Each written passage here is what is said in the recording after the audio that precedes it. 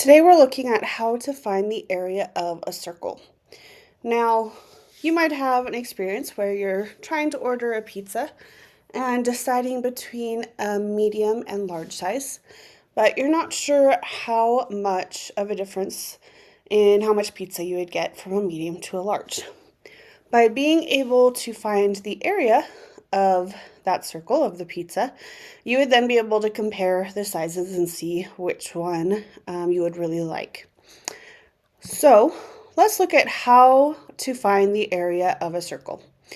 To help find the area of a circle, you would break the circle into pieces. Now, if I were to break it just into 8 pieces, you would get this particular shape. But if you were to break it into a bunch of little pieces, you would get a rectangle.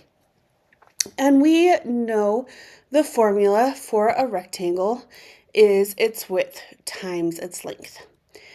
And if you look, the area for a circle is pi times its radius squared.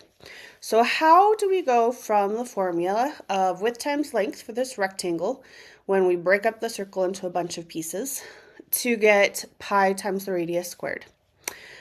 Let's look at the different parts.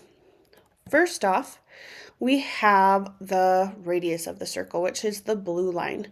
The radius will be the width of the rectangle because each piece is as wide as the rectangle.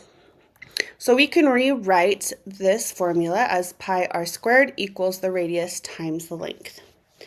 As for the length of the rectangle, what it compares to in the circle is the circumference of the circle, or specifically exactly half of the circumference of the circle.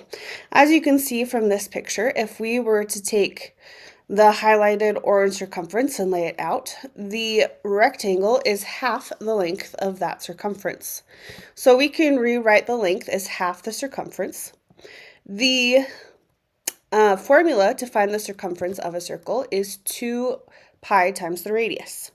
So if we were to combine half the circumference, half of 2 pi times the radius becomes pi times the radius. So we can rewrite the length of the rectangle as pi times the radius, which gives us this final formula: pi times the radius squared equals pi times the radius, which is just another way to rewrite pi times the radius squared.